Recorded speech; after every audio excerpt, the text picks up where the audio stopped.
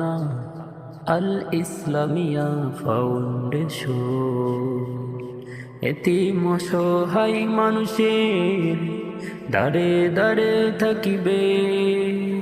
মসজিদ মাদ্রাসার কার্যক্রমে সারা বাংলায় থাকিবে as-sunnah আল ইসলামিয়া ফাউন্ডেশন as-sunnah আল ইসলামিয়া ফাউন্ডেশন as-sunnah আল ইসলামিয়া ফাউন্ডেশন